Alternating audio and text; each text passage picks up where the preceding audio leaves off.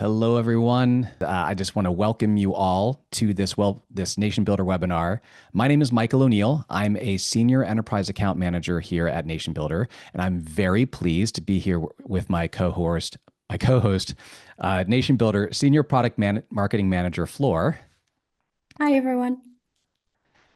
We are thrilled to be here, and we are here today to talk to you about asking and rewarding online and in person.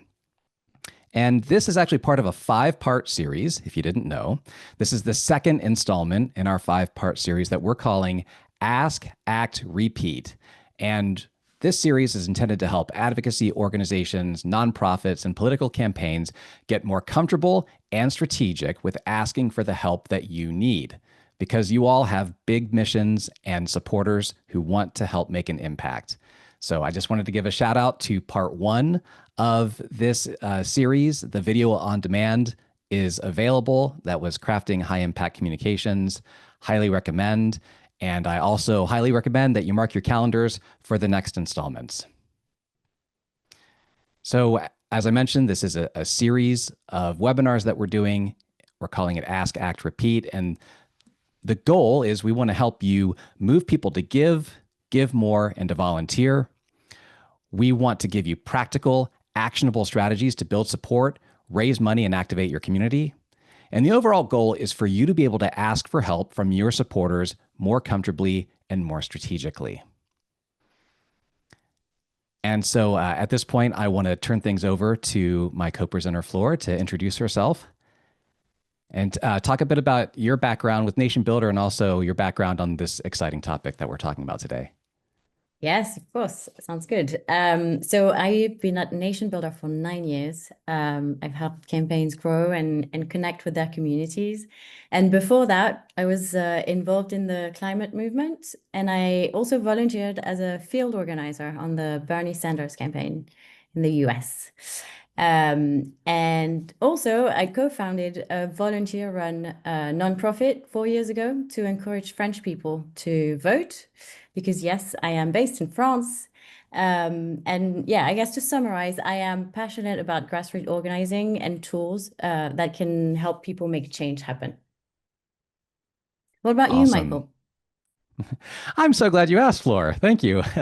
As I mentioned, I am a senior enterprise account manager here at Nation Builder, and I've been with Nation Builder for almost 3 years as an account manager. But before that, I was a Nation Builder customer for over 10 years. And I used Nation Builder for fundraising, volunteer management, strategic communications on everything from local campaigns for elected office all the way to national party work and national campaigns here in the United States. So I love geeking out on organizing and movement building strategies. And so it's just a real honor to get to spend this time with you all here today talking about this important topic. So without further ado, let's get into our agenda. So we're going to be talking about the preparation that you need to set yourself up for volunteer success. And then we'll talk about how you can put that plan into action. And then we'll do a live question and answer to hear from you about your experiences of working with volunteers and other forms of support or engagement in the field. And we will do our very best to answer them live here. So when we're talking about asking and rewarding your supporters, online and in person, we want to focus on practical strategies to that end, but also give you some direct Nation Builder tips on how to recruit, manage, and recognize your volunteers effectively. So let's talk about that first critical step of preparation. And to that end, I have a question for you. How is your volunteer program like a restaurant? Well, the answer is both will be greatly benefited by providing a menu of options. I want you to imagine you're walking into a restaurant and there is no menu, or they have a menu, but it doesn't effectively describe their dishes. How can you possibly know what's available? How can you possibly know what you're getting into? Well, that's what it's like for your volunteers when volunteer roles are not clearly defined or effectively promoted. Now, it's been my experience, both working in organizations and with people-powered organizations and movements, that many organizations and campaigns struggle to articulate their needs to potential volunteers. So if someone were to ask you right now, how can I help? Is that a question that you are eager to answer and that you feel confidence in answering? Or does that question make you freeze up a little bit? If you're in the second camp, you're definitely not alone. And we're going to talk about some ways that you can get over that and that you can have that great menu of options so that you can give your potential volunteers a broad range of roles that you've clearly defined that will be enticing to them. And so there might be like a task that comes to mind for you right now. Maybe there's something that needs to be done in your campaign or your organization, or maybe it's long overdue. But if there's only one option that you can think of at any given time, that would be like a restaurant only offering one dish on their menu. You're going to miss out on volunteers who are looking for something different. And I'm very confident that there are other areas of your campaign or organization where you do need help.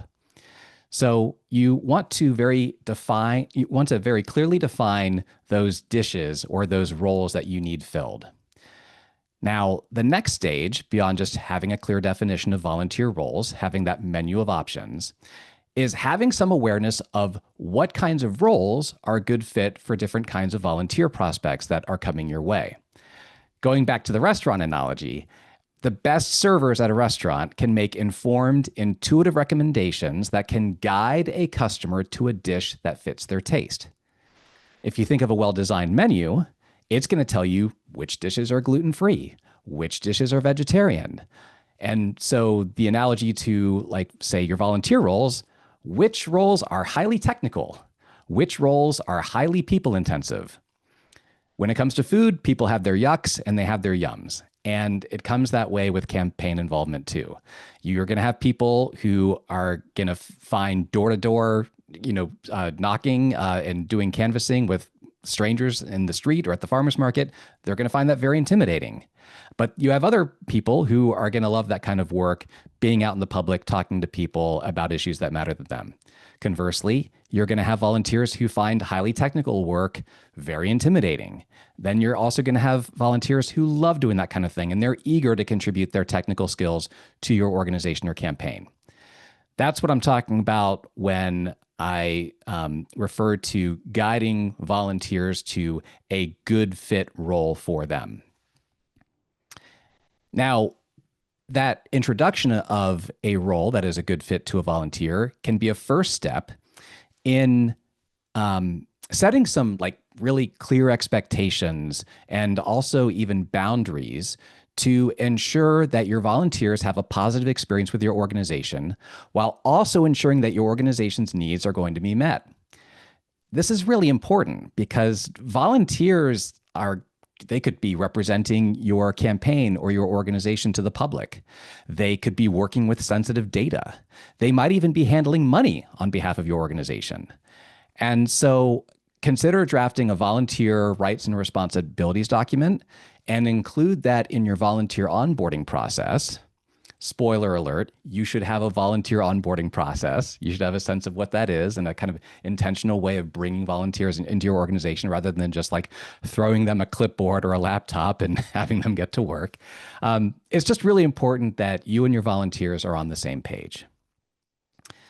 So let's take a look at how we can put some of these concepts into practice through the lens of an online volunteer page. And I'm just going to very briefly swap windows here in my screen share.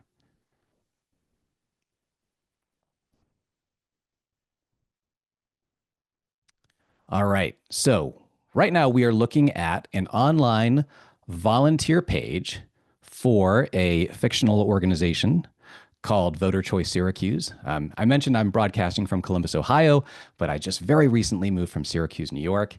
And so that is what my sandbox nation reflects. This online sign-up page is hosted on NationBuilder. And we're going to show you what it looks like for like the supporter experience as they're signing up. And then also how that translates to a NationBuilder database so that you have the information that you need to follow up with your volunteers at scale. So we have here a bit of information about the organization, what they're trying to do, what it is that they want their volunteers to accomplish. It's important to provide the why to your potential volunteers. And then here on the right side of the page, we've got a menu of options here that are describing a fairly broad range of roles that are all impactful to the campaign. And we've got a very clear ask: will you volunteer? And so when we talk about that menu of options, option one, we're asking if folks are willing to host an in-person event. That is for the social people persons out there who want to bring people together. They want to invite strangers into their home to talk about an event or an issue that's important to them. That's option one. Then we've also got an option for helping out with graphics or social media content. So people who are maybe a bit more online, they're social, but they prefer their social interactions through a slightly more mediated format. They're on the creative side. For folks who, maybe they're not like into graphic design or producing social media content outright, but hey, they've got a following online, and so they are going to reach out into their social network to help spread the word. For the hardcore techies, just kind of keeping it brief because you don't want to overwhelm your potential volunteers with options and details, but just giving the option to say, hey, I want to help with tech needs. Like, I'm a techie person, whatever you need, I'll figure it out. And then to give a sense of maybe some specialized help that you can recruit through a form like this or through your campaign in general. Because this is a fictional organization seeking voter reform, we're going ahead and shout out a call for help with the petition that they're going to be using and also any other legal help. And so this is not an option that you would expect your campaign or your organization to get a lot of people to say yes to or to be qualified to help out with. But even if it's just one or two people that you can get that kind of specialized high value help from, that could be a big boost to your efforts. So I filled in information here for Jimmy Olsen. Thank you to those in the chat who noticed that.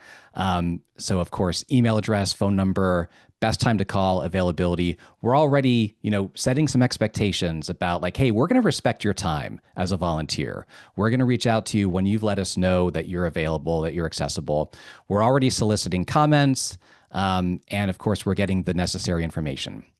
So Jimmy, of course, being a cub reporter for the Daily Planet, he, of course, wants to help out with news media and social media. And also, Jimmy's going to help with reaching out to his online network. And when we submit this form and save that volunteer info, all right, so we save the volunteer info. And this is a really important step.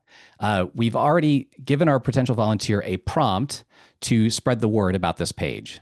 And we've even given them a unique recruiter code so that when they share the link to this volunteer page and other people sign up, your campaign will actually be able to tell who Jimmy Olsen recruited to the campaign. So in a way, you've already put them to work as an effective volunteer. We're giving them the option to share this over a number of different platforms, including email, or just copy the link and paste it to the platform of their choice. The other cool thing after this form has submitted is it takes our volunteer right to an events page where they can see which events are coming up. And getting your potential volunteer to their first event is a critical step in their ladder of engagement. And so if we go back to our volunteer page, we see tags on the profile that indicate the roles that our volunteer signed up for. We see that that there's a tag indicating the source of that volunteer page that they came in through. We also see a number of paths that they have signed up for. And paths are like a ladder of engagement, which it's a way to visualize a ladder of engagement, which is a very helpful organizing concept. I totally recommend reading up on that in the future if you're not familiar with it. And the ladder of engagement is the steps that supporters will take as they get to know and get involved with your organization.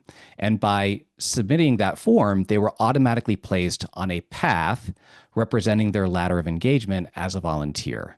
And they were automatically placed on this signed up to volunteer step because that is in fact something that happened. So you don't have to manually go in and say, Jimmy Olsen signed up to volunteer. That's already been logged to Jimmy Olsen's profile. And that, along with the interest that Jimmy Olsen has indicated in signing up for. So if we take a very brief look, and then I will wrap up my demo here at that at the back end of those page settings.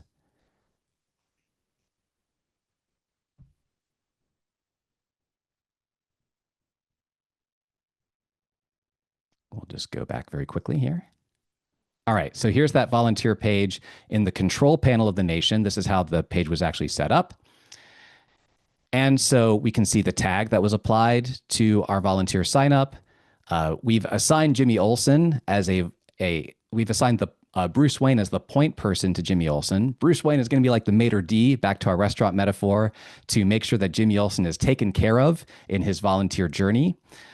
We have an immediate auto response email that's been sent to Jimmy Olsen, thanking Jimmy Olsen for volunteering and also maybe giving a follow-up step or two. But we've also enrolled Jimmy Olsen into an onboarding automation. And so Jimmy will actually receive a series of emails that have some timed delays that are kind of further welcoming Jimmy and letting him know what to expect and what next steps are needed of him to get involved with the campaign. That path, that ladder of engagement that I showed you earlier, those settings are here. We added them to a volunteer path. We have me as someone who's sort of overseeing the people on that become a volunteer path. Here's the step that we assign them to automatically land on, and even that step can have an overseer. And then this is where we determined which page they would land on next after they filled out that volunteer form. So switching back to our presentation here, I hope that was kind of a helpful run through of how you can effectively provide volunteers with a menu of options, but then also like at the moment that they take action, before you as an organizer or a campaign have to do anything, they've already been indexed for follow-up in that they want to volunteer, how they want to volunteer, who's responsible for helping them on that volunteer journey. And we've even given them some immediate next steps, even before they leave your website, in terms of how they can start contributing. So now I would love to turn things over to my co-presenter, Flore, to talk a bit more about how to put this plan into action. Thank you, Michael. Yes, so now when you know what you want to ask your volunteers, you have to actually make the ask. And so that's what we're going to talk about. I want to give you a few tips because in order to accomplish your mission, you likely need all the help you can get. So that's what we're going to talk about. Let's take a look at this next slide. What I want to talk about first is how to build great relationship, because this is how it starts. When you interact with a potential volunteer, the main thing you need to do is to build a relationship. What needs to happen? You need to listen first, understand who they are, what matters to them, so you can really make a connection. And a relationship goes both ways. So you also have to share your story and open up with something personal to build the connection. This will really ensure the beginning of a relationship that is meaningful. One thing that I would like to say also is that one-to-one interactions are the most qualitative. And so it's been proven that face-to-face interaction are the most effective in campaigns, for example. There's been research showing that door-to-door campaigns have an increased turnout of 9%. We also know that phone banking campaigns that do phone banking have an increased turnout of 2.6%. So you can tell the difference between face-to-face interaction and a phone call. Now, another thing that I want to talk about is this phrase, always be closing. You might be familiar with this. It's a sales technique originally, but the idea is that when we are in conversations to recruit volunteers, we want to end the conversation with a yes. And so what this means is we're going to start with a clear, bold ask, and then we're going to broaden the options to meet their availability or interest level. So what this might look like is we're going to start with a first question that is very precise. Can you help Tuesday at 6 p.m. next week? So that's going to be our first hard ask. And if the person says no, then we're going to broaden the options a bit. Can you help one evening next week?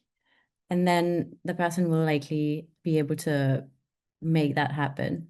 If they can't, we're going to say, would you like to be involved in the future? And that's important because it means that we're kind of like keeping that person in our pool of people we can mobilize. And so we can come back to them later with like different options that maybe suit their like capabilities a bit more or just match their interests a bit more. Now, let's take a look at some other tips that can help you make the ask. One thing that is interesting is that language can really help. The first tip that I want to talk about is assumptive language. The way we phrase our ask is going to have an impact on the response. And so instead of saying, are you coming to our volunteer event on Thursday? Try saying, so you're coming to our volunteer event on Thursday, right? Because the person is going to be more likely to say yes. And we want to make sure that every conversation we're maximizing the outcome of. So that's the idea. Also, making hard asks is much more efficient and will help you get to your goal faster. So instead of saying, when are you available? Try something much more precise, such as, are you free tomorrow at 6 p.m.? And so if you combine this with the always be closing rule, you're in a good spot. Now, the two other concepts that I want to talk about are the foot in the door technique and the door in the face technique. They are very different approaches and they might be used by different campaigns, different organizations based on your people and where you are. If you have a very limited time, if you have a very limited time to accomplish what you need to do, you might use one rather than the other. So the foot in the door technique you're probably familiar with is we're going to start small, ask small, and then ask bigger. So we're kind of following this ladder of engagement that Michael was referring to earlier, trying to get people engaged gradually and sustainably. The door in the face technique is very much the opposite of that. We're going to ask for strong commitment at the top. And so we will have a big drop off, but the output might be larger. So that's what I was referring to if you have a very limited amount of time, this might be the best technique. So an example for this would be instead of saying, are you free tomorrow at 6 p.m.? You would say, are you free every evening of the week at 6 p.m.? And some people are going to say yes, so you might as well try it. Now, let's take a look at mission and impact. These are two things that you really need to make sure you're making visible. So there's this great quote that I really like, which is, volunteers do not necessarily have the time, they just have the heart. And it's true. If they really connect with your mission, they will make the time to help you. Another thing to keep in mind is they will come for the cause, but they will stay for you. So they it's really important that there is a deep connection with your volunteers and that they enjoy the work that they're doing. That will make them continue to work with you and enjoy that. So your passion, your energy, the culture of your organization really matters. And another important aspect is making sure to visualize the impact that they have themselves. So, for example, you could potentially calculate the outcome of an hour of volunteer engagement.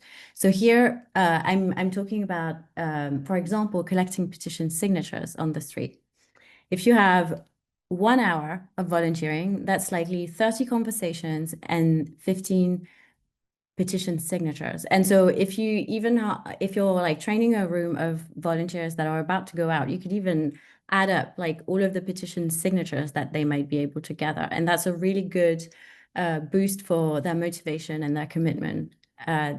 So yeah, and after every action, we can actually tally, the number of petition signatures that we got and like make sure that everyone realizes that they actually made progress for the organization and its mission. So Yeah, these are the tips. And now, if I connect this back to Nation Builder, there is something that I really love about Nation Builder is it's that everything is in the same place, and some feature tie it all together. So we have this feature called leaderboards. And actually, let me talk about the feature called social currency, and I'll connect this back. Social currency is really interesting. You can run operations and have members of your community sign up on your website, for example, if they want to hear from you, get your newsletter, sign up for a shift as a volunteer, attend an event. Each action that they take on your website will be awarding them points automatically. And then leaderboards allow you to rank your supporters based on their engagement. So on the top side, on the left side of the slide, you can see the concept of a fundraising leaderboard, but you have other types of leaderboard that you can use. You can use leaderboards on social capital, as I just mentioned, which will allow you to see really the engagement and the contribution of your community. So you can start internally to motivate your team, having leaderboards only visible to your community members of your community, and then consider making them public to boost visibility for your leaders and create some friendly competition. There is a great example of this being used by one of our customer, Protect Our Winters Canada. They actually published leaderboards on their website, so you could like actually click on the people in the leaderboard, see their profile, see the events that they were organizing, and they really managed to make community engagement very entertaining and efficient. So you can read everything about this on our website. I've added the URL on this slide, so please go read about them. It's a really cool story.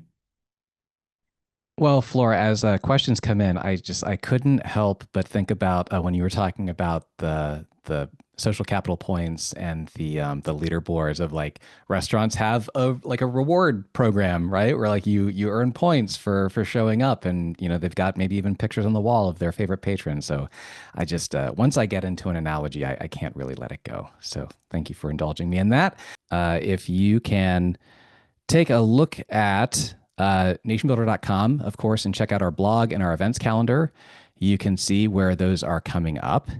And again, thank you very much for coming. It's been wonderful having this conversation with you. Please do check out the video on demand of session 1. Again, that's at nationbuilder.com. And do check us out.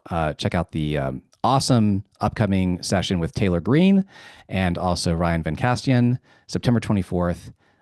Thank you, everyone. Good luck out there with your campaigns, your organizations, and get out there and foster some great volunteer relationships. Thank you.